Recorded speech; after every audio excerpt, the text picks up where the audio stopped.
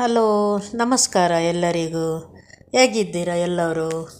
ನಾನಿವತ್ತು ಕಡಲೆಬೀಜ ಚಟ್ನಿ ಪೌಡರ್ ಮಾಡ್ತಾಯಿದ್ದೇನೆ.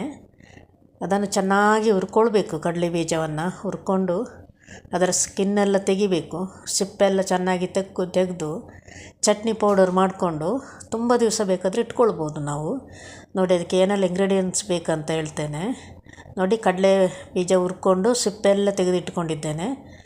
ಮತ್ತು ಅದಕ್ಕೆ ರೆಡ್ ಚಿಲ್ಲಿ, ಸ್ವಲ್ಪ ಹುಣಸೆಹಣ್ಣು, ಮತ್ತು 4 ಬೆಳ್ಳುಳ್ಳಿ, ಮತ್ತು ರುಚಿಗೆ ತಕ್ಕಷ್ಟು ಉಪ್ಪು ಹಾಕ್ಕೊಂಡು ಮಿಕ್ಸಿ ಜಾರಿಗೆ ಹಾಕ್ಕೊಂಡು ಚೆನ್ನಾಗಿ ಪೌಡರ್ ಮಾಡ್ಕೊಂಬರುವ.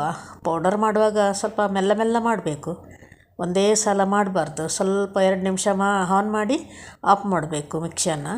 ಆ ಥರ ಮಾಡ್ಕೊಳ್ಬೇಕು.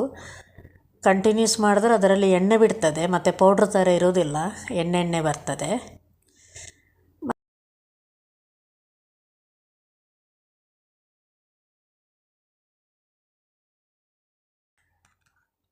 ಚೆನ್ನಾಗಿ ಮಿಕ್ಸಲ್ಲಿ ಪೌಡ್ರ್ ಮಾಡಿಕೊಂಡು ಆನಂತರ ರುಚಿಗೆ ಏನಾದರೂ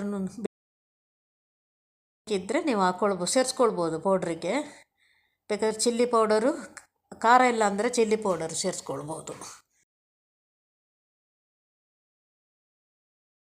ಮಾಡಿ ಆನಂತರ ಒಂದು ಬಾಟ್ಲಲ್ಲಿ ಹಾಕ್ಕೊಂಡು ಸ್ಟೋರ್ ಮಾಡಿ ಇಟ್ಟುಕೊಂಡ್ರೆ ನಮಗೆ ತುಂಬ ತಿಂಗಳು ಬರ್ತದೆ. ನಾನೊಂದು ಇದನ್ನು ಇವಾಗ ಒಂದು 3-4 ತಿಂಗಳು ಇಟ್ಕೊಳ್ತೇನೆ ಫ್ರಿಜ್ಜಲ್ಲಿ. ಏನಾಗೋದಿಲ್ಲ, ಚೆನ್ನಾಗಿರ್ತದೆ ಟೇಸ್ಟು. ಮತ್ತು ದೋಸೆ ಜೊತೆನೂ ತಿನ್ಬೋದು, ನಿಮಗೆ ಪರೋಟ ಜೊತೆನೂ ತಿನ್ಬೋದು, ಒಳ್ಳೆಯದಾಗ್ತದೆ. ನಾವು ಪರೋಟ ಜೊತೆ ಜಾಸ್ತಿ ತಿಂತೇವೆ ಅದನ್ನು, ಮತ್ತು ದೋಸೆ ಜಾಸ್ತಿ ತಿಂತೇವೆ.